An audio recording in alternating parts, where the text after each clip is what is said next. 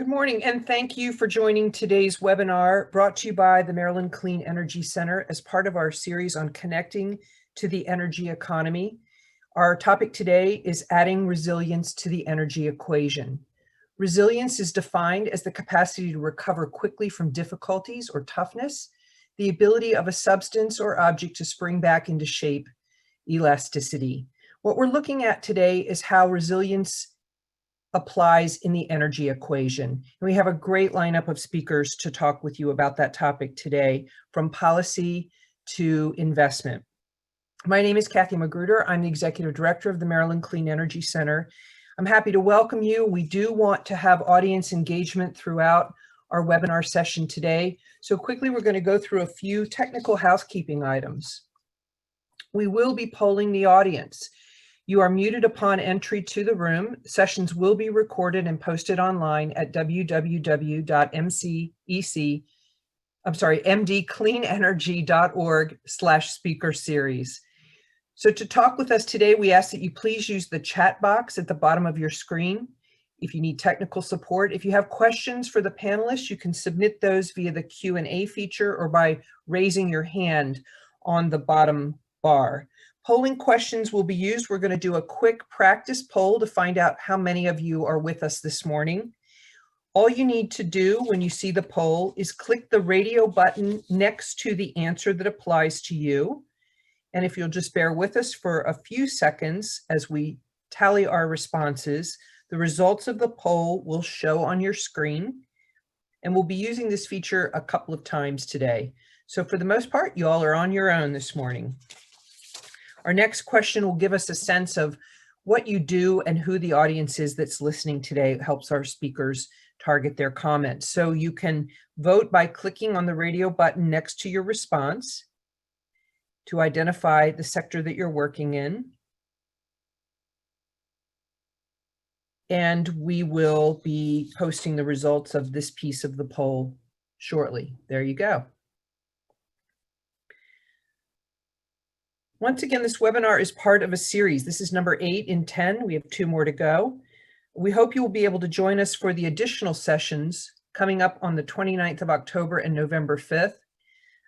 If you're interested in seeing or listening to the programs that we've already recorded, you can again find those on the website, www.mdcleanenergy.org/speaker series. The session is brought to you today by our sponsors, Amidus and eSai, LLC. We're really grateful to our sponsors that help us produce these events.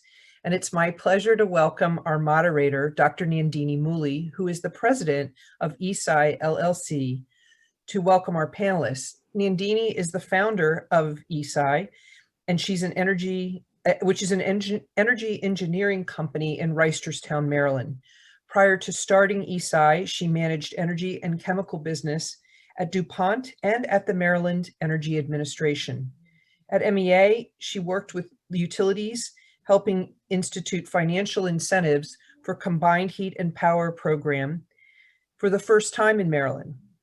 For its contributions in the clean energy field, eSai LLC has received the Small Business Administration's 2018 Maryland Woman-Owned Business of the Year and the Innovative Small Business of the Year awards. Among others, Dr. Mouli is an inventor of 49 US and international patents in energy and chemicals fields and is a certified Six Sigma Black Belt. I did not know that about you, Nandini. Currently, she is serving as the president of the Association of Energy Engineers, Baltimore, and chair of the Scholarships and Awards Committee of the International Council of Women in Energy and Environmental Leadership. Thank you, Nandini, for moderating today. Thank you, Kathy, for the kind introduction. And I also want to thank the MCEC team, Kathy, Sabrina, Pam, and all for leading this excellent speaker series. It is a great way to connect with the energy community, and kudos to you all for organizing this so beautifully. Welcome, everyone, to this session. We have a terrific panel to discuss this important topic, and I'm glad you are all tuned in to listen to them. But first, let me set the stage for our discussion. We have been hearing this term resilience in the context of energy for the past 10 some years. Back in 2011, Connecticut first established the microgrid pilot program in response to a major snowstorm they had. After that, New York and New Jersey also called for distributed generation as a way of future resiliency planning. But what exactly is resilience? As Kathy mentioned, a simple definition is that it is the ability to prepare for and recover from energy disruptions which impact our lives and businesses. We can talk about it in terms of three critical terms: energy reliability, energy efficiency, and energy security. Reliability, of course, deals with having a dependable supply of energy. Efficiency is how we all operate our buildings. This is where conservation, demand response, smart building measures, etc. come into pictures. Energy security stands for how secure the infrastructure is against any kind of human-caused threats like cyber attacks. So the overlapping area is where resilience resides. I'm showing that in this Venn diagram. So the logical question then is, why is it important to talk about it? Next slide, please. We discuss it in terms of keeping the lights on. The recent calamities we all have observed throughout the nation, make us think about this topic more seriously. Whether it is the wildfires in California or the hurricanes, which are hitting the coastal areas almost every week, or even the earthquake that hit Alaska this week, the common impact is that the businesses and residents in those areas do not have reliable power. Next slide, please. The power system gets knocked off during those crisis times, and the lack of resilience causes major damage. The cost of damage can be in billions of dollars to the governments, to the private businesses and citizens like us. There's an estimate from NOAA, the National Oceanic and Atmospheric Administration. From 2017 to 19, the US averaged 6.5 costly disasters that cost $14.7 billion a year. So the message is clear. Lack of resilience is dangerous and costly. On the other hand, when we have a resilience plan and implement the right measures, they do reduce the damage from emergencies and make the restoration go fast. Then how do we do that? How do we increase resilience? Next slide, please. We should think about it in terms of levels. Level 1, for example, could be a simple building that we all reside in or work in. Level 2 could be a group of buildings like in a college campus. Level 3 could be a larger campus like a military base or a multifunctional community with a central utility plant. And then level 4 is like a town or city with different types of power generation stations, wastewater treatment facilities, etc. So the type of resilience needed is different for different levels of protection needed. Say, for example, the town wants to make their infrastructure resilient. They should first think about the critical power stations or hospital, fire stations, data centers, etc., to get the priority. After that, they can go to other types of buildings. Therefore, the town has to have a robust plan to make them more resilient first. One part of their plan can be around utility supply. For emergencies, the town should have a backup utility procurement plan, a distribution plan to funnel the utility to the right buildings, and also a plan with specification of its use for certain locations within the buildings, etc. So if you dig deeper, we say that the plan has to include both prevention and recovery strategies. Next slide, please. All the three areas we talked about before, energy reliability, energy efficiency, energy security, all of them should have a pre-disaster and a post-disaster plans. Prevention and preparedness have to be part of the pre-disaster planning, and recovery and rebuilding should be in the after-disaster strategies. This is one way to think about enhancing resiliency. I'm going to change the gear a little bit and talk about what is going on in Maryland about resilience. In Maryland, we have Empower Maryland that acts as a framework for pre and post-disaster energy strategies. You can think of it as a guide that provides a goal, tools, a pathway, a funding mechanism for enhancing resilience, say through the gas and electric infrastructure buildup, energy efficiency, on-site generation, microgrids, AMI, etc., etc. So Empower Maryland is a catalyst in my mind that enables all the energy stakeholders to assess their energy operation very critically and develop a solution for resilience. Let me give you some examples. Next slide, please. These are the projects we have been involved, eSai has been involved to boost up resilience in Maryland, working with Pepco, Delmarva, BG&E, and the implementation contractors, TRC and ICF. We have developed these specifically in the recent past, and I'm showing only the examples of small, medium, and large projects. The first is a hotel with a set of micro CHPs. Second is a larger CHP here with black start capability at the military base in Fort Meade, so they can keep the dining hall running during the emergencies. Third is a hospital in Washington, Adventist Hospital, where we developed a 1065 kW CHP project. The hospital is running it to reduce their peak load and gain some operational resilience. You can see that these businesses have been very proactive, worked with us in investigating the benefits of CHP prior to the disasters, and utilized the Empower Maryland incentives to make the facilities more resilient. This is exactly what we want more and more end users in Maryland to adopt. Now you may ask, what is the value of resilience for these facilities? Next slide, please. The value depends on what part of facilities needs to be resilient.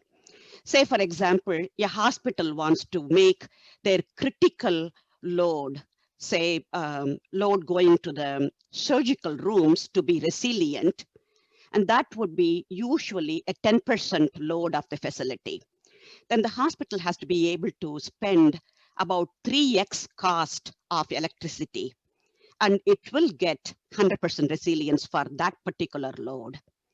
The second option the hospital can take is making their 15% of load get 80% of resilience, lower resilience than before.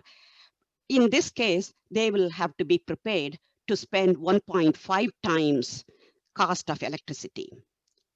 So the nice feature is that if the hospital undertakes these preventive measures, they will save millions of dollars from damages down the road. The value of resilience, therefore, is the avoided cost after disaster. Recently, DOE has come up with a calculator and calculated that from a disaster for a critical facility, they will be paying in the neighborhood of $115 per kilowatt hour. So you can see if the hospital did the projects ahead, they have to spend 3x equal to 30 cents per kilowatt hour, assuming that they are paying 10 cents per kilowatt hour for their bills. If they didn't do the project, then the cost becomes 4x, $115 per kilowatt hour. That is the value of resilience. It is huge, but it is not to be underestimated or missed also. Another way to think about is energy efficiency. Next slide, please. We talked about energy efficiency before.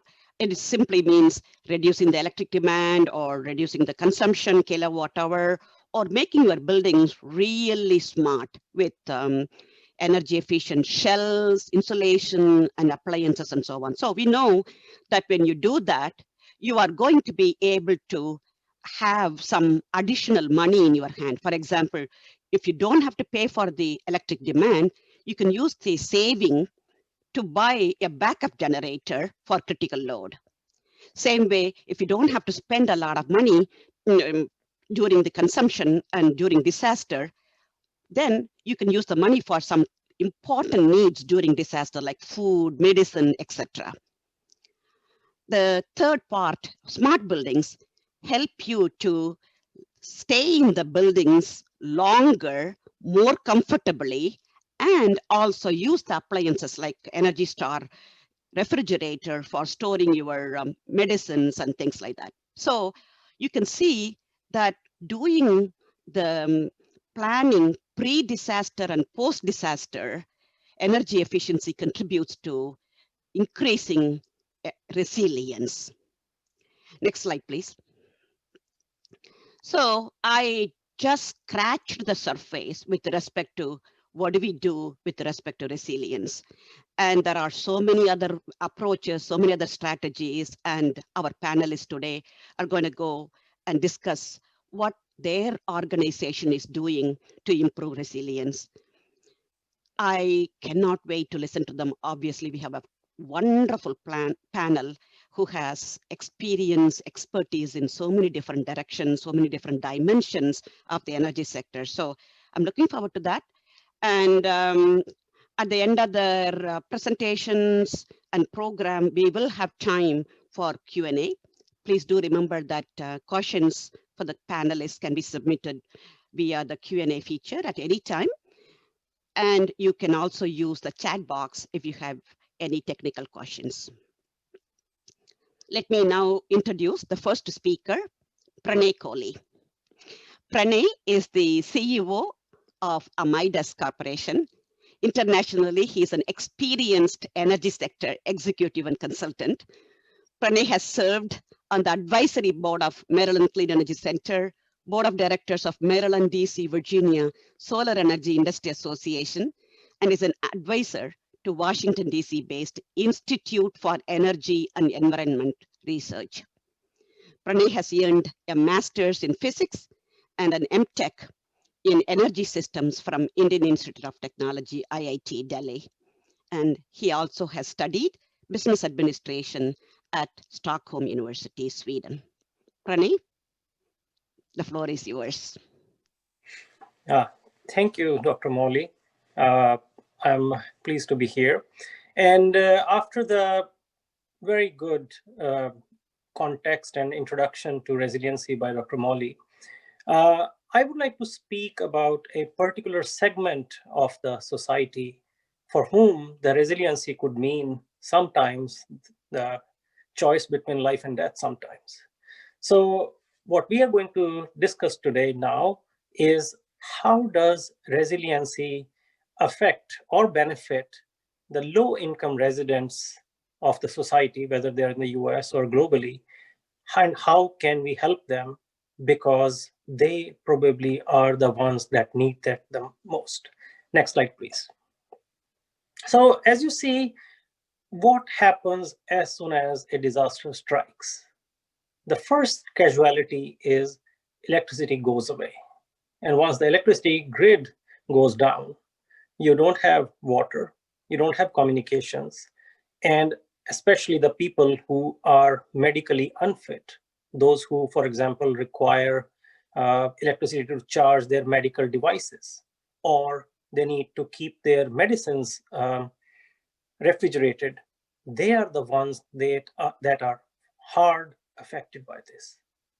And imagine many of us can sit in the car and go somewhere, check in a hotel, or even take a flight and go somewhere. What about the very poor people, very low income people? Many times they don't even have a reliable means of transportation. They don't have sometimes, or many a times, enough financial resources to go check in a hotel. And even if they had that, if their medical condition does not allow to travel, then they're stuck. And that has actually happened a lot during the last several years and with increasing frequency. How can we help that segment of the society? That's where we focused last year and the year before that. And let me give you an example how we did that. Next slide, please. So what I'm going to talk about in a little bit of detail today is the PEPCO Resiliency Center.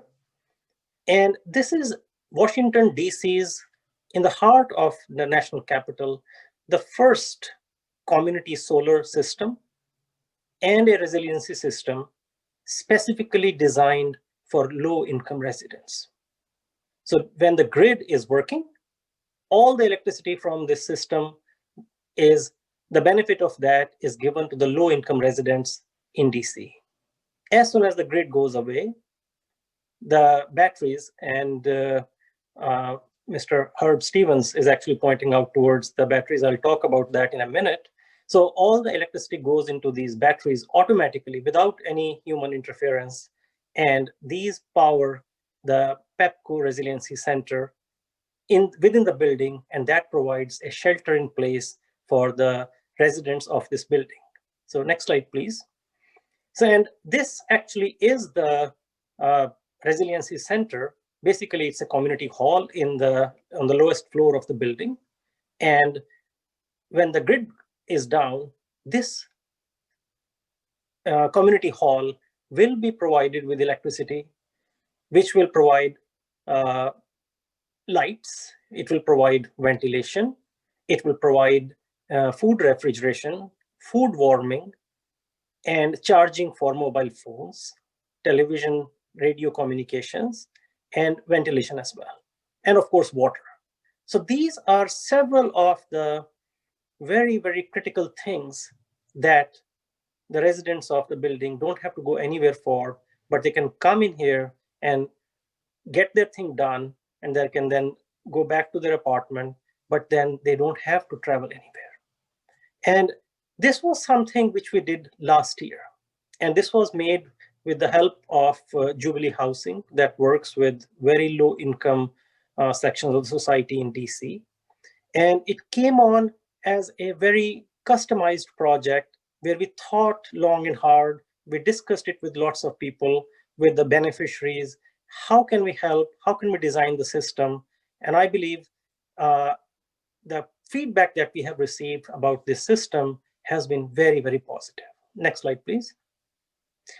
And if you want to learn a little bit more about this project, you can go to our website, amidus.com/resilience, and there is a full case study. You can learn about how we did it, why we did it. I mean, before even how, why we did it, how we did it, and of course, what are the benefits. And then, of course, you can see a small short movie produced by PEPCO. Who were our partners in this? The local utility, which is part of Exelon, was part of coming up with this in terms of designing, helping us design, working with the grid integration, and so many other aspects, and as well as contributing financially as well. So please take a look. And of course, if you have any questions, we'll be happy to answer. Next slide, please. Now, as I briefly explained how this works, so during grid, when the grid is operational, if it's a community solar system, all the electricity is fed back into the grid where it's converted into dollar value. And then each one of the beneficiaries of this community solar system typically receive somewhere between $40 to $50 per month credit on their electricity bills. Now that may seem like a small amount, but most of the beneficiaries, a $50 credit on their electricity bill every year, every month, is a big amount. And as you may also know, that lower income people typically have a much higher burden of utility cost compared to their income. So if we can reduce for a long time, 15, 20 years continuously, $40, $50 per month, I think that's a very good contribution to the society where we live in. And of course, when the grid goes down, the electricity is diverted to the battery system, and it provides essential services as we had designed for Maycroft apartments in DC last year. So next slide, please. So much of this work has actually been made possible in cooperation with PEPCO in DC and of course its parent company Exelon.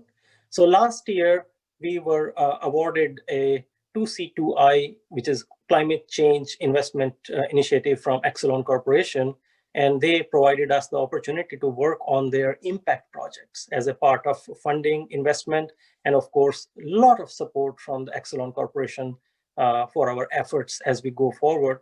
And a lot of effort.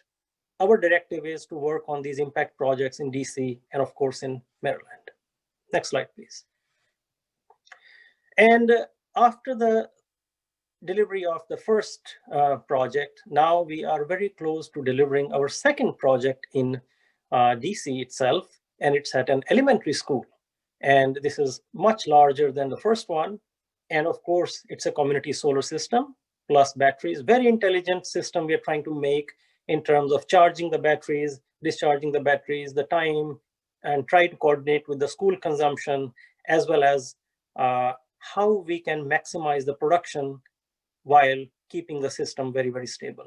So a lot of effort has gone into this. And of course, if you have questions, we'll be very happy to answer. We are all for cooperation between the industry actors. Next slide, please. Now, resiliency is part of an overall plan. And whatever we have been doing, we have tried to coordinate with the local long-term planning.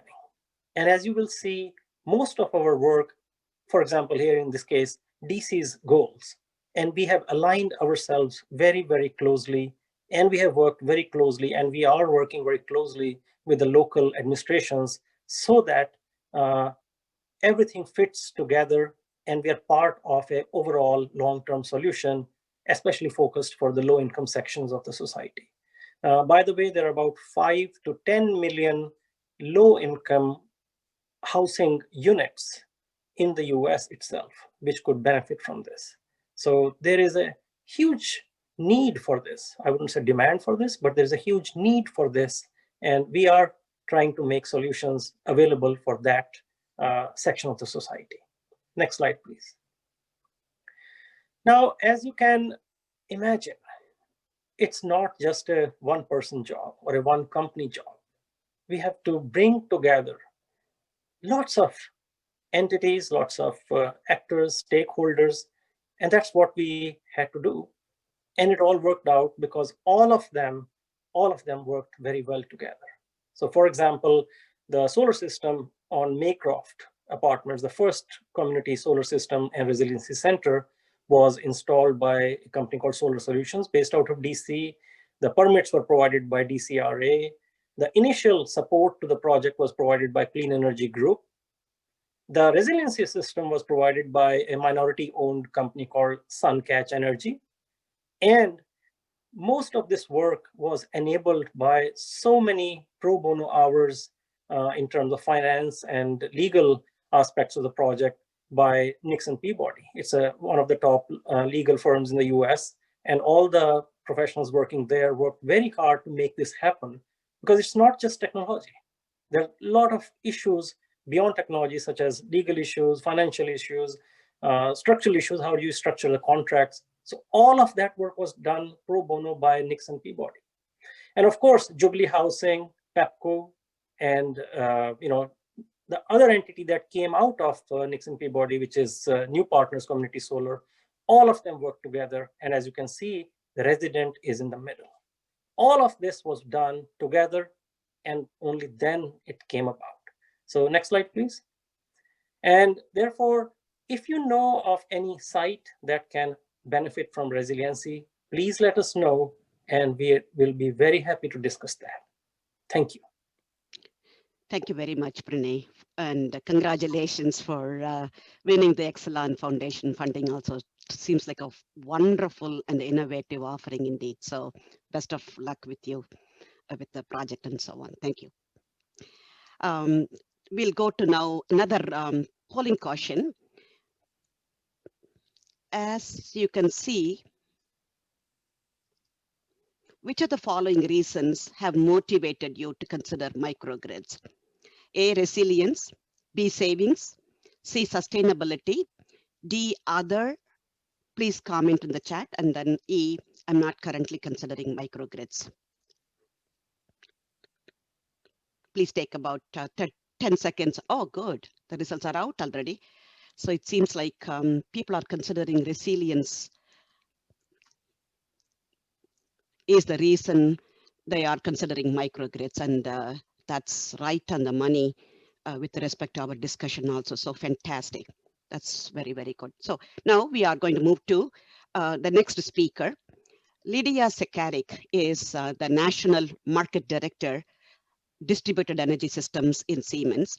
She sets the strategic direction for Siemens on distributed energy systems with focus on on-site generation, energy storage, and advanced control systems, including microgrids and virtual power plants. Lidija has over 15 years of strategic experience in energy and semiconductor industries and federal government also. Prior to joining Siemens, she served in a variety of executive roles at the US DOE, where she managed a portfolio of applied energy programs and oversaw many national lab programs. Her experience at the DOE includes serving as the director of DOE's Sunshot Initiative. She has served at the advisory committee level for several organizations, including the IEA. Lidija holds a PhD in applied physics from Cornell University and has been granted 30 US patents. Lidija, welcome. Thank you, Nandini. Thank you very much for that kind introduction. I'm actually going to share my screen here. That's today's arrangement. Just bear with me for a second. And Nandini, can I just get a confirmation that you can see my slides? Yes, we can. Thank you. Thanks very much. Good morning. It's really good to see such a good attendance this morning, and I recognize quite a few names. So special hello to friends and neighbors from the DMV area. We'll be talking a little bit about distributed energy for resilience, specifically on-site energy applications and some of the case studies that we have developed here at Siemens. But first, just to put this work in a context, distributed energy and microgrids within Siemens are developed through an organization that we call Energy and Performance Services. And they're really a part of the holistic offering that, that we go to the market to our customers with. So in addition to the on-site energy and microgrids, we have for a long time worked as an ESCO organization in energy efficiency, assessment, advisory services, and of course, currently in adjacent spaces such as virtual power plants and EV charging. It's not the topic of today's conversation, so let's dive a little bit more about the topic of on-site energy. So energy resilience to be mitigated and reliability to be mitigated with on-site energy and microgrids actually requires some pretty heavy CapEx investment in general, right? So the types of assets that can provide on-site resilience are range from solar PV or small thermal power, of course, CHP, and Nandini just showed us quite a few examples, storage, whether thermal or electrochemical, and of course, the microgrid controllers that tie it all together. Our customers really range across all of the verticals in the commercial, industrial, and institutional space. But as I mentioned earlier, the backbone of on-site energy provision are assets that can be pretty capex heavy, and not every organization can afford to invest in them upfront, which is actually one of the reasons why we have a dedicated platform that helps our customers deliver energy resilience without any upfront cost. This is Calibrant Energy is a joint venture actually with Macquarie's Green Investment Group, where we actually offer energy as a service for a really wide range of customers that, as I just mentioned. Why have we done this, right? Why is this a thing that we actually just announced a few weeks ago, although we've been developing distributed energy projects for a while?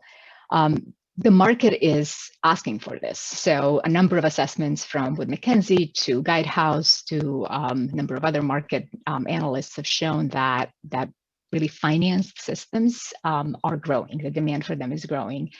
And it really just shows that market does have a desire to access reliability and resilience, but especially in really difficult economic situations such as this year, the actual investment in these assets may not be there. And so the innovation in business models is actually something that is really supporting the growth of this market quite a bit. We've touched a little bit about sort of extreme weather events and climate change impact on resilience and reliability. And why is this important? It's important because it's on all of our minds. The actual number of events is growing. In 2020, in 9 months alone, we've had more billion-dollar disasters than in the highest annual event years on record to date. And this is not really stopping. I mean, Colorado has the largest wildfire event to date burning right now, right? These events, while in some cases predictable or not, may or may not be an immediate motivation for some communities, but there are communities who have actually been experiencing lack of reliability and resilience for a long time. So one such community that is using a microgrid, a Siemens microgrid as a backbone, is Blue Lake Rancheria, which has had a routine landslide event happen just about every year. And so the power issues that arise from that, the power that they need for economic activity with the casino on site, Red Cross shelter on site for the entire community, really is an issue. And so we're looking at real impacts from loss of revenue for commercial entities, to some cases loss of life if it's a matter of a healthcare institution, right? So in this case, when the tribe wanted to develop a microgrid, they also wanted to develop a low carbon microgrid that can manage the on-site resources and the power they buy from the grid in the most optimal way to minimize the actual carbon footprint of their power needs. So for those of you who have answered that you're also looking at microgrids for sustainability reasons, absolutely, microgrids can help with that. In this case, Blue Lake has power that's enabled through a variety of resources on site, and that can last them for about 7 days for critical power, for their critical power needs. The interesting thing about the technology that's really behind management of such diverse resources is that it's really enabled through smart algorithms, right? And so an example of a microgrid controller in the case of Blue Lake Rancheria that knew what to do on its own, right, happened back in March when the shutdown started and the load in the installation dropped suddenly. So the microgrid controller in this case actually is supporting limited staff on site by predicting not just the installation for how much production one will have from the solar system on site, but also noticing a pattern of a sustained drop in load to change how the battery is charged and dispatched and when the power is purchased from the grid. So this is actually really important to consider that depending on the level of capabilities that you may have to program or dispatch resources on your own, you can also delegate those controls and dispatches to a system that can actually be deciding it on a condition as opposed to a rule-based algorithm. Another example of a microgrid for a customer that came to it in a different way is a Santa Fe Community College that wanted to first and foremost reduce their carbon footprint. So the first set of measures for them was a set of energy efficiency measures such as replacing lighting, improving HVAC, and so on. And then they started considering and calculating, and of course, as the cost of on-site power, especially solar and batteries, keeps dropping, this is becoming more economical for all customers. They started considering how much they can save through having on-site power that is then tied together and controlled and is utilized in the case of outage with the microgrid controller. And in their case, it turns out to be more than 50% relative to the power needs that they had before. We also have a number of other higher education examples that have on-site power with or without the microgrid. But the important point is that, and something that I do want you to take away from this conversation is that the investment in a microgrid controller really ought to be an investment with multiple payouts, an investment that is going to help you optimize both cost and carbon footprint at the same time. An example of a commercial microgrid is actually one of our most recent that I just wanted to highlight. Our R&D lab in Princeton, New Jersey, actually has a solar and a battery microgrid that is a part of our Siemens internal carbon pledge reduction. So part of Siemens real estate is looking at both on-site and off-site renewable energy to reduce carbon footprint. And so this is one such installation. In this particular case, actually, just as soon as the microgrid was coming online, was being commissioned, there was a series of very hot days here in Mid-Atlantic, and PJM had a number of events that we were able to participate in, and the microgrid was able to support both through demand reduction and supplementing that on-site with solar and battery. So here's an example that I gave in terms of the microgrid controller enabling what we would call an advanced feature, right? So dynamic energy market interaction, which can become maybe more relevant if market mechanisms such as FERC 2222, for example, end up being interesting in terms of compensation and requirements when those rules are determined. But even a basic set of features can enable a customer to integrate both thermal resources such as CHP and needs, and as well as electrical power on site and electricity needs. The optimization with such a system actually, it can really be along multiple axes, right? So one can ask to optimize the system based on carbon, and one can ask to optimize system based on cost. And the important thing is that because these controllers rely on these smart algorithms that are known beforehand, the financial performance of the system can be optimized over a very, very long range, in fact. And just to show you an example of pretty good fidelity of modeling that can happen ahead of time, right? So as you're planning this microgrid, here's an example of our, it's a relatively complex microgrid on Galapagos Island that is also a low carbon microgrid, where we had actually a snapshot of a day that happened just as we had modeled it, months before the microgrid was installed. So there happened to be the same amount of sun, the same amount of electricity demand on site. That just to show you that, in fact, the dispatch order and performance of the system, in fact, can be identical to what was modeled ahead of time if you have all the right data to input into the system. Of course, this for an entity that is looking at financing these systems, this kind of modeling is really important to be able to model 10, 15, 20-year performance and cash flow at the same time. Just in closing, if you are considering microgrids, sort of the order of operation, and I'm hoping some of our panelists are going to discuss this a little bit, is really understanding what is the resilience requirement and also understanding what is limiting it. Defining your mission critical scenarios and loads, as well as the various trade-offs that can be made. So if you are a military installation, that is clearly very different from a goal you might have as a refrigeration warehouse. The value of resilience also can quantify the kind of investments you can make and the return on investment that is required. And of course, that varies by industry vertical and institution. And so that is certainly something to take back as a sort of a homework for your internal goals. Nandini mentioned energy efficiency earlier, right? Energy management goes hand in hand really with resilience, reducing critical loads, minimizing energy needs, and optimizing everyday consumption is really important. But once again, advanced controls can really help with that. And you should be looking at deriving economic benefits from these multiple functions of advanced energy management tools. Understanding requirements and cost and capability is important. And then furthermore, how do we then improve the performance of the system and your own operations with time?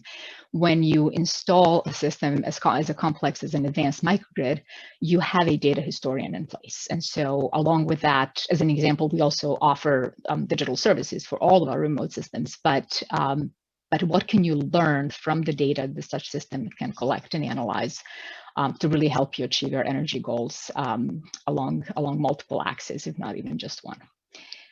Thank you very much. And I think we'll do the questions after we are all done. Back to you, Nandini. Yes, thank you so much, Lidija. Excellent work, excellent work. Great to see, especially lots of case studies of advanced controllers, which is the juice, I believe, that helps you to realize the highest potential of microgrids. So right on the money once again, and thank you so much for the very nice presentation. Now we'll go to another polling question. Right in front of us is number 4. What does energy resilience mean to your organization? Avoided downtime costs, safeguarding life and safety, combination of A and B? I haven't thought much about it.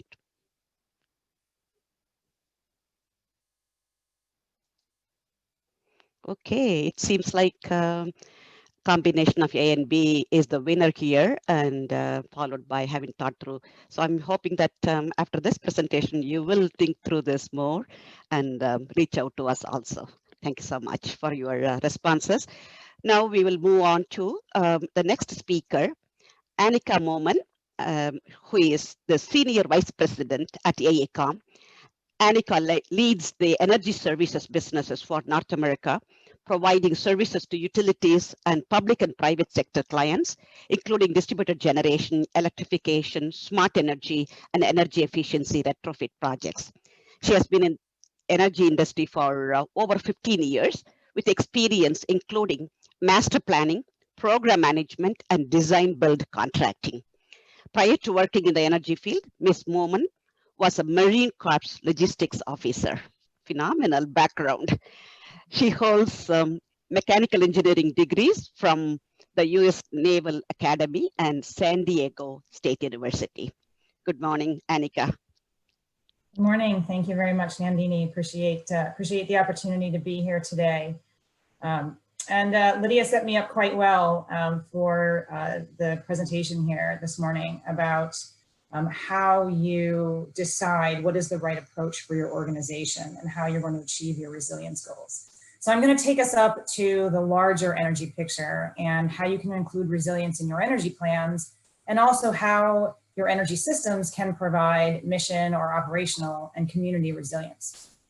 So at AECOM, we service all aspects of the built world, from buildings to transportation to water. And of course, energy is used by all of those infrastructure sectors, and all of them have resilience needs. So if you can go to the first slide. So resilience is often one of several goals around energy, and creating the full picture of what you're trying to achieve is important in order to balance factors like operations, sustainability, and very importantly, cost. We often work with clients who are also responding to mandates that are set at state and local levels, and with corporations who have made public commitments to carbon reduction within a specific time frame. So having a plan as to how they're going to achieve that is really important. We'll go to the next slide. Again, we looked at the sort of global definition of what resilience means. But what it means to each organization is different, and how you will operationalize resilience is also different. So at AECOM, we've worked with the Air Force and the Navy to develop their resilience scorecards, focusing on the unique needs of each of those services. The Air Force uses 5 R's, some of which you would expect, like response and resourcefulness. But what about robustness? That's when you look or consider multiple threats at once to your system. And we certainly are all seeing that happening here in 2020, and you don't have to look much beyond California, who's dealing with both the pandemic and wildfires at the same time. The Navy's approach is a little bit different, using 3 pillars with a real focus on efficiency. The difference in these 2 approaches reflects how resilience at the installations is influenced by the mission of these 2 organizations. The Navy forward deploys while the Air Force operates from their installations. The third example here is for a city. And this is from the Rockefeller 100 Resilient Cities program. And you can see the broader goals that include economic development and public health. So I'll come back to that broader perspective at the end of the presentation today. Let's go to the next slide. So getting down into how you put together your plan for resilience.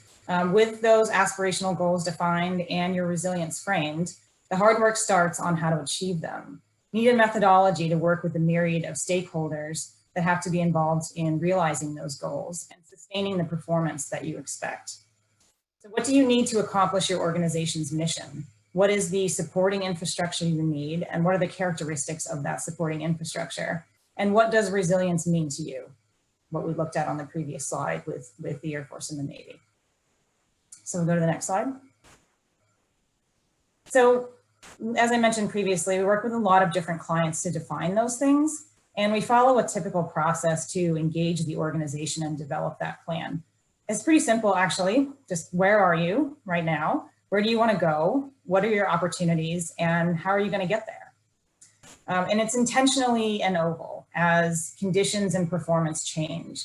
You have that feedback of as you implement projects, procedures, change operations, the conditions that you're working, you get feedback on the actual performance, and then you can reevaluate the steps that you intend to take next.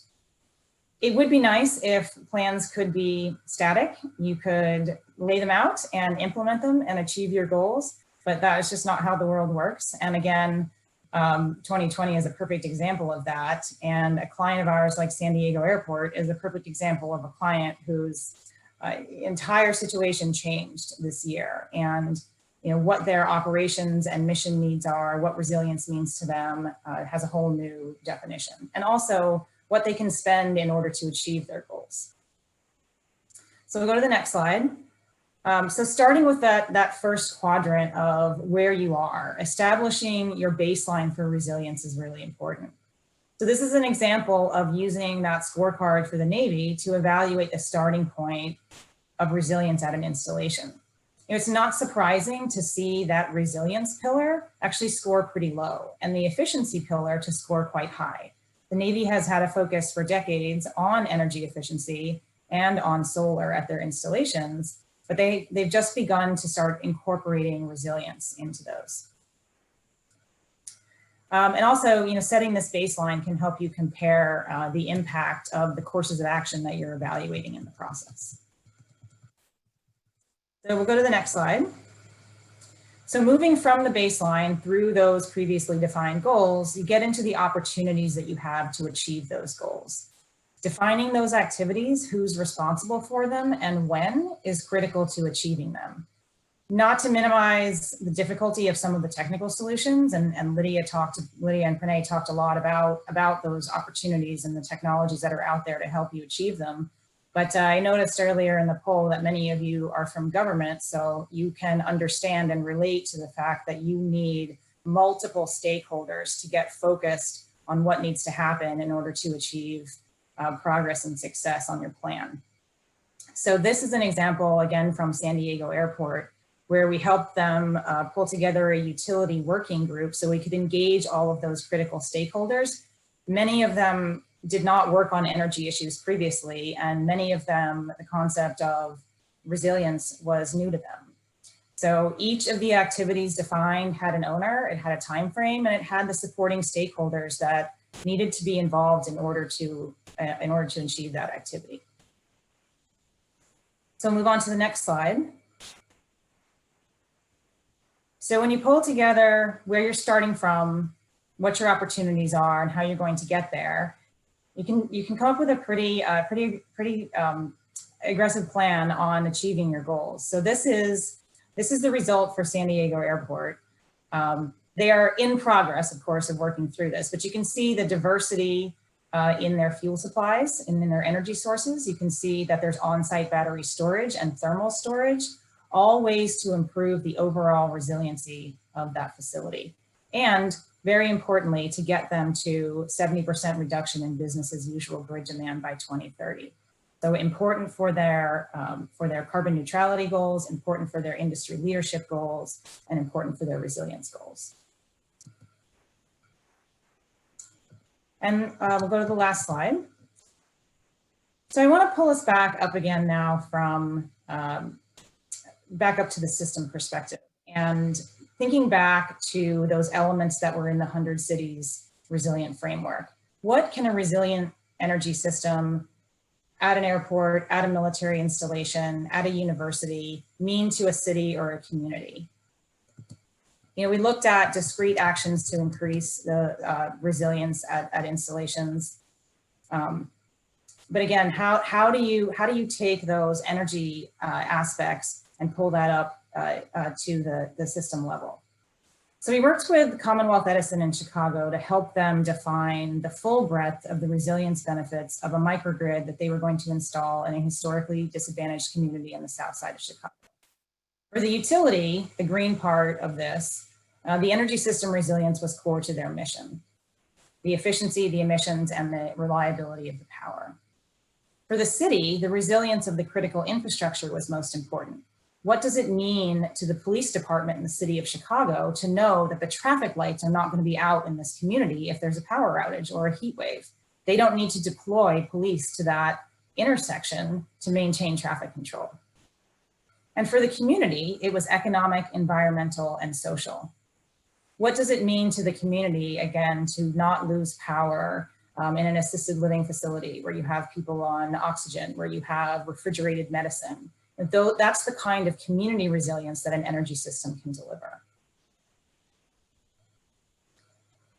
So if you look at all these attributes, what the energy system can deliver with resilience, how you put together that resilient plan, you can really have an outcome that benefits the entire community that you're serving. Thank you. Annika, that was a great overview of how AECOM is one of the leaders in this space for federal clients. So beautiful, and appreciate your summary today. Now, we are going to switch over and move into the world of public sector. I'm very happy to invite Senator Sarah Elfreth to share her perspectives on how the regulatory body looks at resilience as a strategy. By way of introduction, Senator Sarah Elfreth is the Maryland Senator for District 30, and she got elected in 2018 to represent Annapolis and Southern Anne Arundel County. Senator is the youngest woman ever elected to the Maryland state. In her first legislative session, she worked with colleagues across the aisle to pass 8 of the 9 bills she sponsored on issues ranging from supporting the city of Annapolis, addressing the backlog of untested rape kits, and protecting oysters. She serves on the Budget and Taxation Committee, and she was recently chosen to serve as chair of the Pensions Subcommittee and chair of the Joint Committee on Administrative and Legislative Review. Outside of the Senate, Senator Elfreth teaches political science and public policy at Towson University's Honors College and lives in downtown Annapolis. Despite receiving the Baby Senator Trophy in 2019 for joining the chamber as its youngest member, Sarah's success in passing the legislation earned her the designation on the Baltimore Sun's Freshman of the Year. Senator, great to have you here today. Thank you so much for having me. I so appreciate the opportunity to speak about the public policy side of all this. I mentioned when they asked me to speak that I am not technical. That's not my background. My degrees are in political science and public policy. But if I am an expert in anything, it's how to get a bill passed and how to take a problem, find a solution, and find success on the legislative front. So that's what I wanted to speak about today. This bill, Senate Bill 457, not particularly sexy, great title, Local Governments Resilience Authorities Authorization, is the public side of what's been discussed today. If you could go to the next slide, please. It was mentioned I have the privilege of representing Annapolis in Southern Anne Arundel County. And if my district were on a map, you would see just how much touches the water, which is makes it a wonderful place to live, but also makes it so we have a responsibility to protect not just the water, but also our communities, our small businesses, our historic downtown Annapolis for generations to come. But it's no surprise it's spoken about the national challenges with climate change that we've been seeing. But here in Maryland, our threat is sea level rise. And these are just some of the photos of downtown Annapolis, and that's me at the last year's boat show.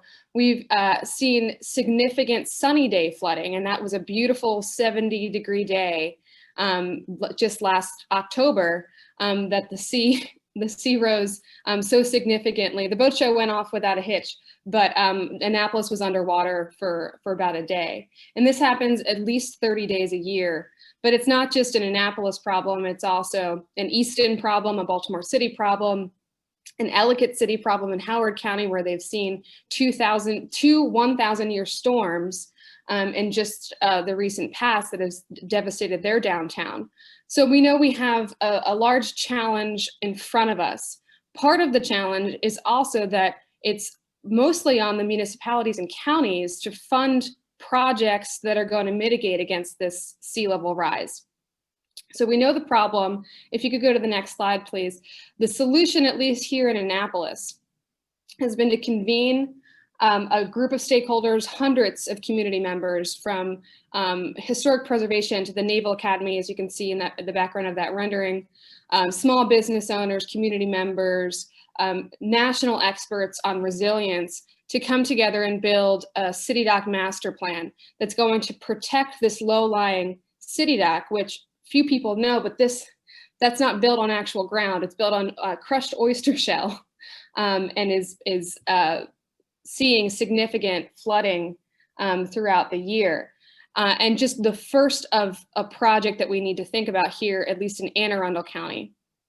And so the group of stakeholders came up with this beautiful plan of reclaiming this waterfront, elevating certain parts of it, greening it, creating a better community space for everyone involved.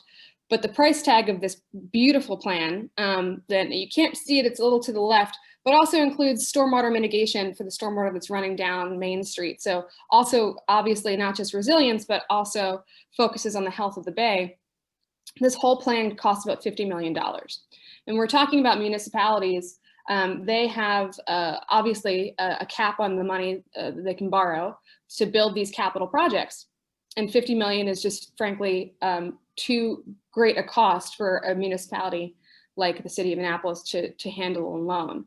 Now, we're fortunate here that we all work very closely together, the city, the county, and the state, and it's good for me because I live right where you can't see, you can almost see my house in that rendering, but it's something that we're all very passionate about addressing. And so we came together about a year ago to address this from a city, county, and state level. We also have wonderful partners in our federal delegation, wonderful partners at the Naval Academy that have invested in this, because if we go under, they go under.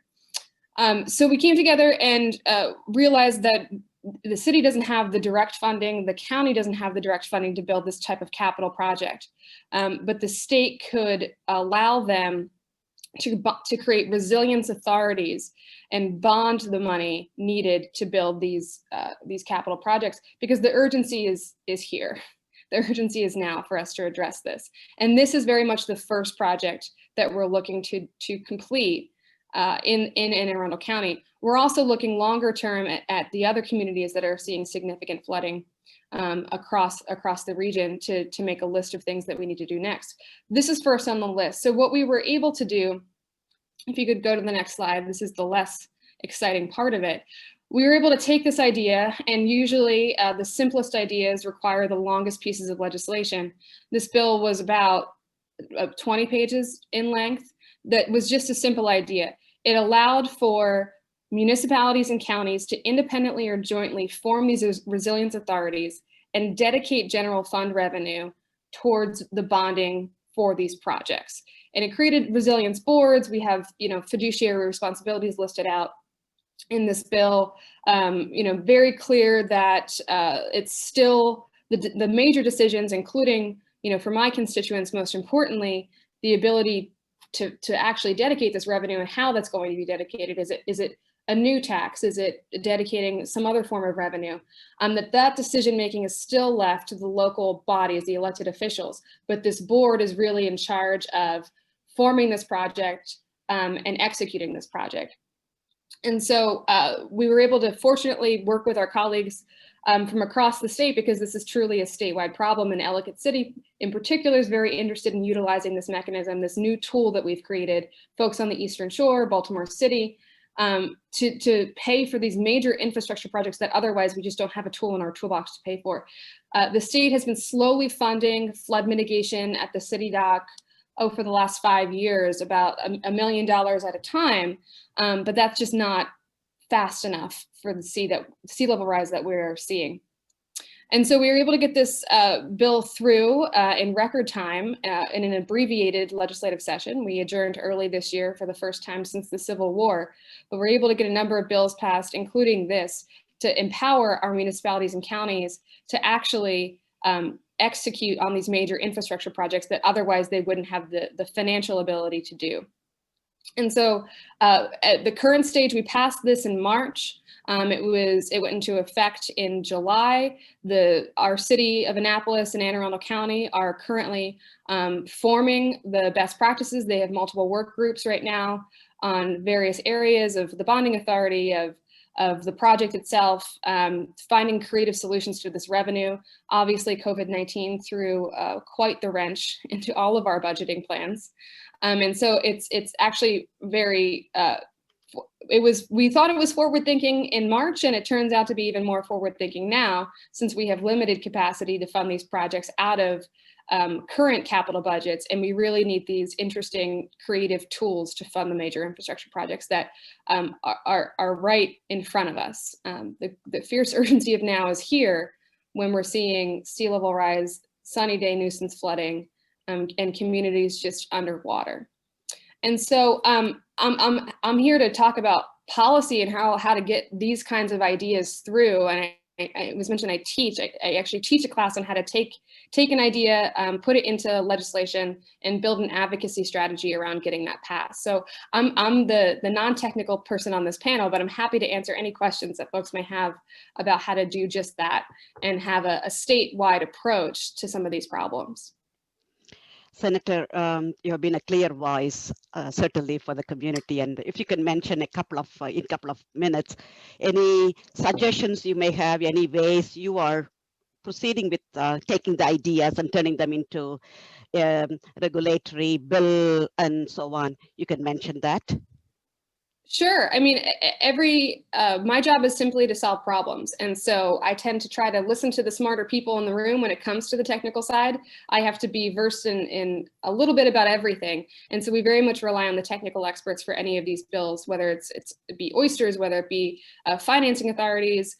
We're focused very much on in this next upcoming legislative session, opportunities for greater public water access, since we're seeing that as a need that came out of this pandemic, is the great response folks are having to wanting to be outdoors and enjoying nature, but we don't have enough opportunities there. So we're convening, the first step is always just to convene those stakeholders and vet those ideas and listen to all the people who have a passion for this and the critics to make sure that we're addressing their concerns as well. A big piece of the bill I spoke about was mitigating the opposition, and folks who came out saying that we're going to raise significant taxes to pay for these. That's the whole point of this resilience authority, is to avoid doing that and to create these mechanisms for funding these major infrastructure projects without having necessarily to turn to the taxpayers.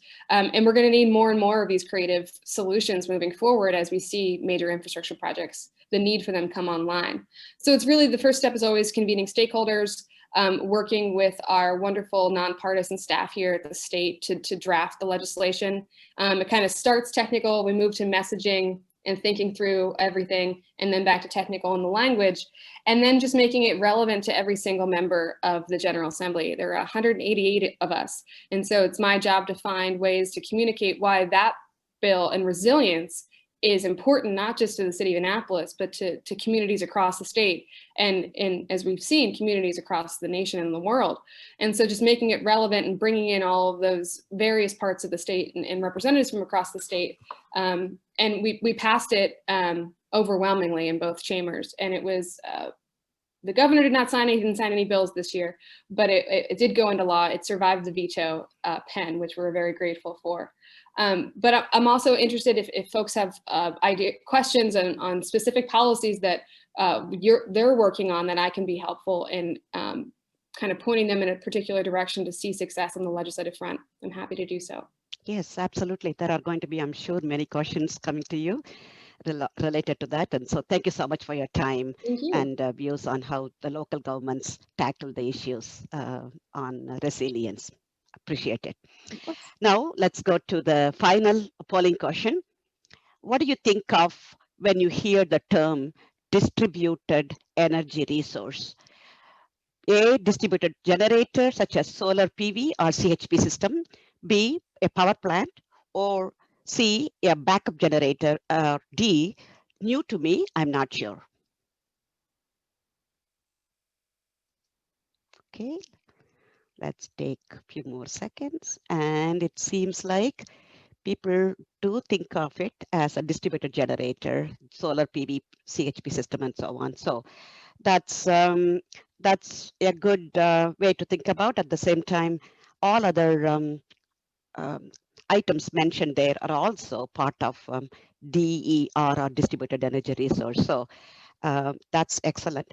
Let's now go to our final speaker for today, Brandon Bowser, a friend of mine, a colleague of mine in the Maryland Energy Administration. He's a CHP and Energy Resilience Program Manager. He's an established energy professional with both public and private experience. Brandon has served at the Energy Office of the State Maryland Energy Administration as the Program Manager for the Resilient Maryland and Combined Heat and Power Program since July 2019, and managed various residential and commercial energy incentive programs in a prior role from 2015 to 2018. He also worked for Resource Energy, a commercial energy services firm, where he managed a team of energy analysts in the utility redistribution department. Brandon holds a master's degree in finance and a bachelor's degree in energy business and finance from Penn State University. Brandon, welcome. Thank you, Nandini, very much for that wonderful introduction. It's been such a pleasure today to be on this panel with everybody. I'm just going to go ahead and switch the screen here for a moment over to my slides.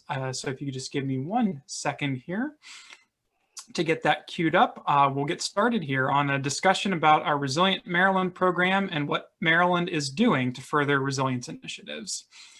Let's see here.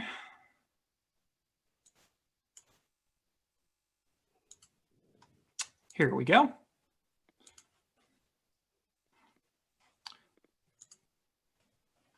Okay.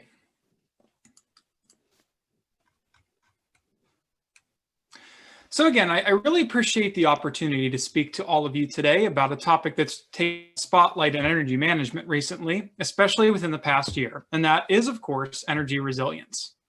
We've heard a lot today from an excellent panel of energy industry experts on what it is and why it matters. Let me be very clear, MEA wholeheartedly agrees with the entire discussion today. Energy resilience is an important area of responsible energy planning for nearly every organization. I'm sure that we can all agree on one thing, and that's the fact that our modern world relies on uninterrupted access to energy more now than ever before. Maryland has been a leader for many years in clean and efficient energy adoption. Residents, businesses, government entities, manufacturers, agriculture, and many others have come to understand the importance of improving their energy efficiency and choosing clean energy systems like solar PV, battery storage, and combined heat and power, just to name a few.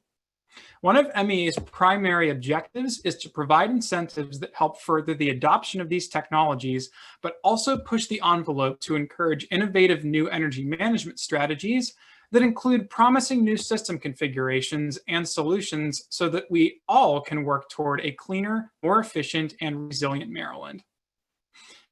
And that will be our main topic today, the Resilient Maryland program. It's an innovative program that's designed to help fund the design of future energy projects. I'll get into more details here in a few moments, but you can see here what an impact that it's already made.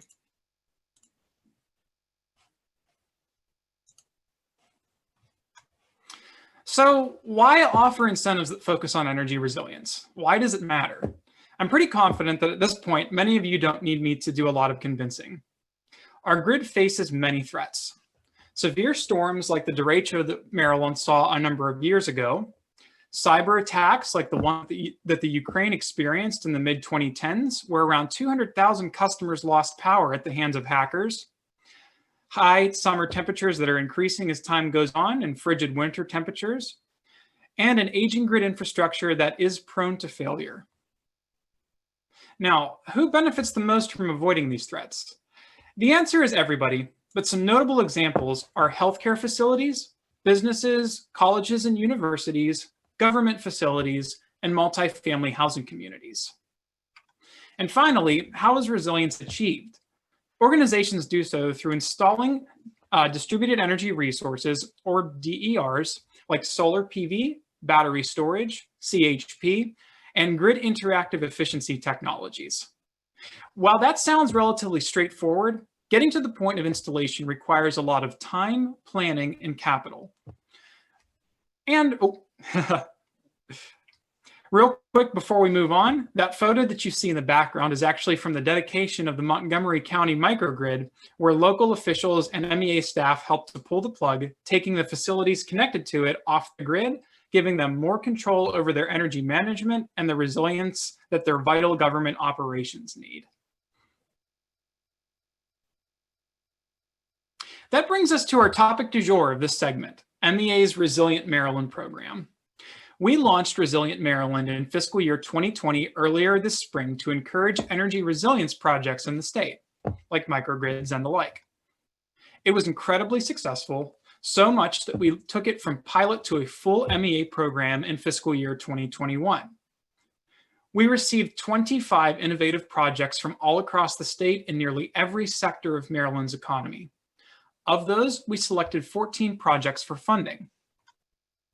This program is the vital first step in achieving a holistic approach to bolstering the state's energy resilience. We've worked with many individuals and organizations over our history, including incentive applicants, awardees, industry stakeholders, and influencers who have all resoundingly conveyed a common challenge. Getting over that initial planning and design hurdle is typically the make or break point on an energy project. And organizations' decision makers, like your CEOs, your CFOs, and facilities managers, as well as third-party capital providers, really need that proof of concept and detailed description of project return on investment before they're fully willing to commit time, effort, and capital to an energy project. Getting this proof of concept, of course, carries a price tag, a hefty one at that. And many organizations don't have a lot of free capital lying around that can pay for that type of analysis, especially so in the current economic climate in the wake of the COVID pandemic. That's where Resilient Maryland comes in to help. The program provides those critical planning, engineering, and design funds to bring a concept to the point of being shovel-ready. As I stated earlier, we had 25 unique project proposals for Resilient Maryland when it debuted back in February. Applicants ranged from government, agricultural, low to moderate income, multifamily housing, food processors, universities, essential infrastructure, businesses, and nonprofit organizations. Like I said, a total of 14 of these projects were awarded funding at a combined total of $1.05 million. The grantees are using their funds to get through varying planning and design so that they get to that point of being prepped for equipment procurement and system installation. Our lessons learned so far are focused on finding those replicable and scalable DER system models and obtaining insights into common project barriers. So here's a snapshot of 3 of the projects that we funded in the FY20 program. The grant that we awarded to the Smart Electric Power Alliance, or SEPA, some of you are probably familiar with that organization, will help complete analysis on a sustainable microgrid as part of a comprehensive revitalization project taking place at Annapolis's Newtown 20 multifamily community. This is an LMI community that will see benefit through cleaner, more efficient, and more reliable energy. The Frostburg State University project is actually a really interesting one. FSU is planning on a microgrid that will not only bolster the campus's resilience, but it will also incorporate real-world student training opportunities through its design.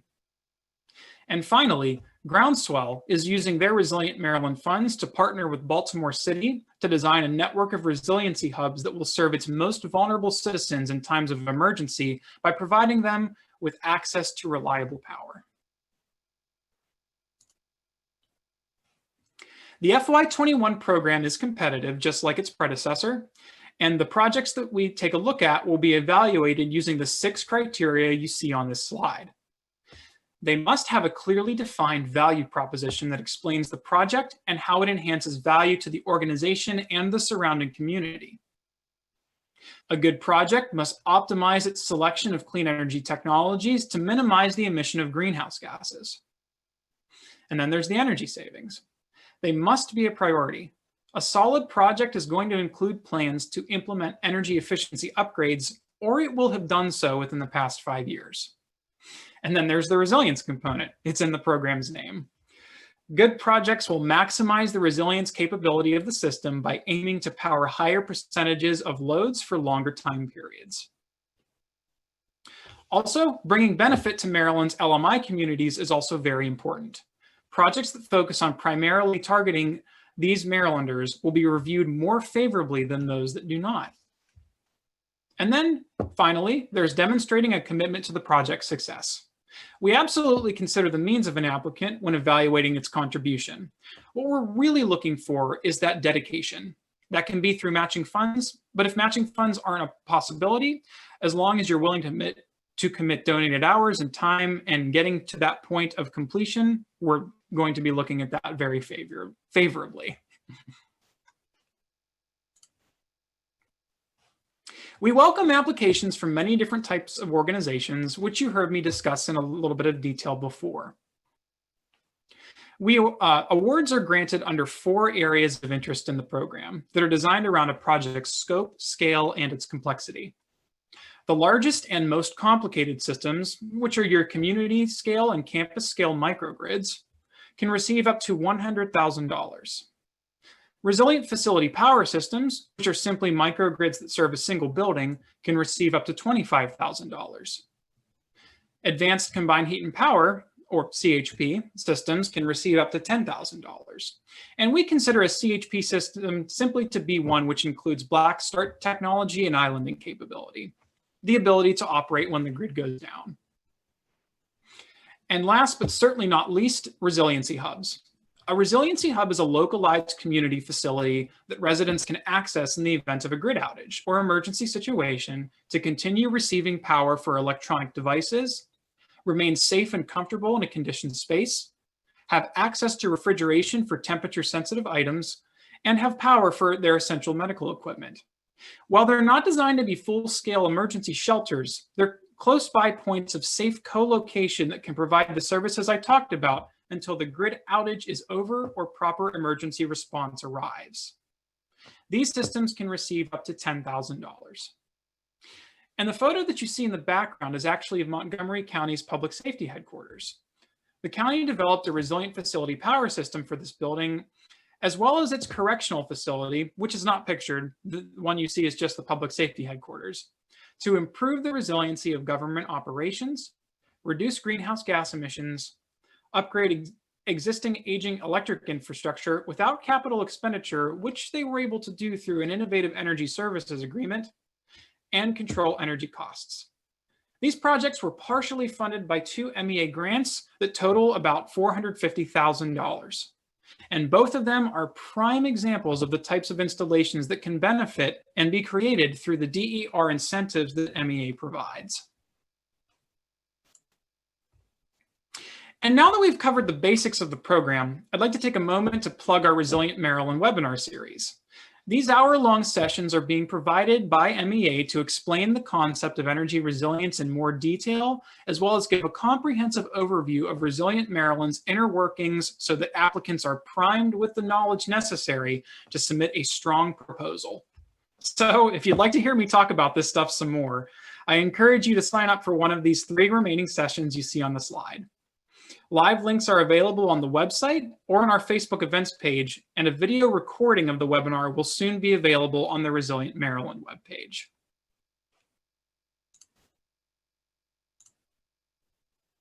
But MEA's commitment to resiliency doesn't stop at the planning and design phase. We have many different capital support programs that can help organizations with equipment and installation costs for their DER systems. The ones you see here are the most relevant, but there are also many more that focus on energy efficiency upgrades and clean energy systems. And with that, I'd like to extend my thanks to my fellow panelists for this fantastic discussion today. I'd also like to thank the Maryland Clean Energy Center for the opportunity to speak today and for all of the drive that they continuously put into furthering our state's energy goals. I'll turn it back over to Nandini, and I welcome any questions that you may have. Yes, thank you, Brandon. It was a very well presented whole detailed discussion of the program, and especially the first line of the grantees. I think that list is going to motivate more people to apply and follow their suits and so on. So I'm going to be expecting quite a lot of applications from different utility territories also. Now we'll move on to the Q&A session. And we did have some more questions, but maybe because of the questions were answered even during the presentation, there is only one left now, which is actually a very important one with respect to the future innovation. Terry Hill asks, what role does the panel see for using the direct current DC in buildings, and is there any consideration given to DC microgrids in the city block level? So I think either Annika or Pranay, would you like to address it, or even Lidija, if you have any thoughts about DC microgrid instead of AC?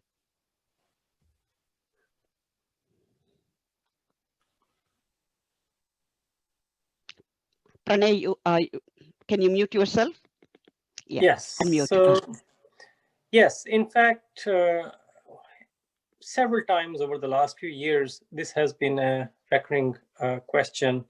Why don't we use DC? Because batteries are DC, and then we can, use DC quickly and better. But again and again, it comes back to the fact that rest of the infrastructure, the equipment, all the design capabilities, skills, lots of things are, or all of the things are AC.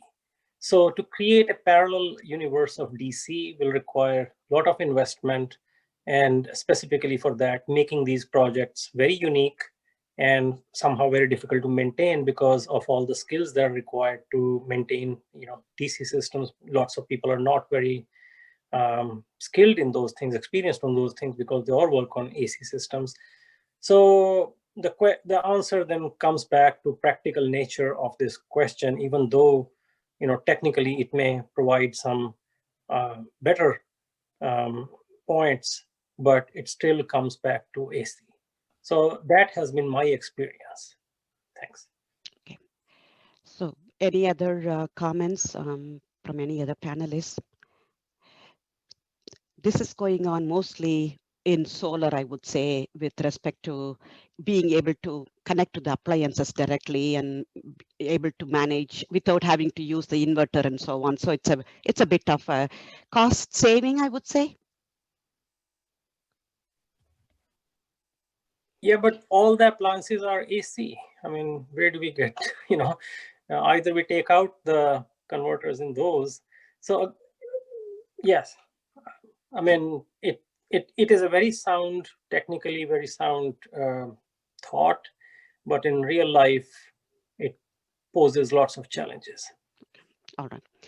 I think with that, we will move to wrapping up the session. We're coming to the top of the hour now, and thank you so much once again to the panelists for joining us and coming up with fantastic ideas about how to approach this topic, resilience, from various different strategies, plannings, technologies, and plans, and so on. So I got quite a lot of information for my own education and think through this more and more seriously, because this is obviously a very, very critical, essential part of our energy strategy for Maryland, Mid-Atlantic states, nation as such, and the globe also, I would say.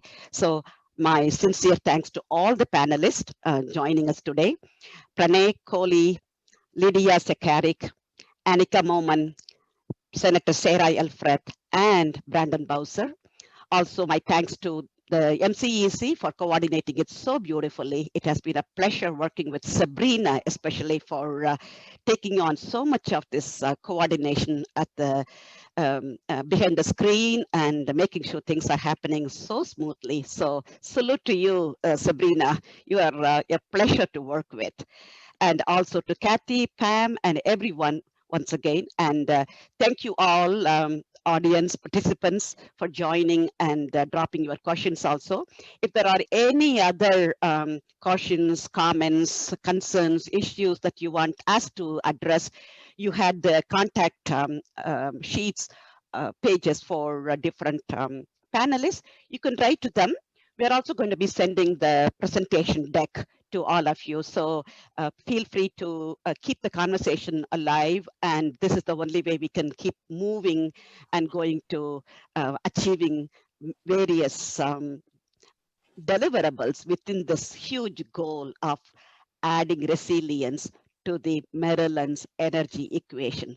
Many thanks again, and we will see you in our next webinar on October 29th, Advancing Energy Innovation as an Economic Development Strategy, and also November 5th, The Future of Nuclear Energy.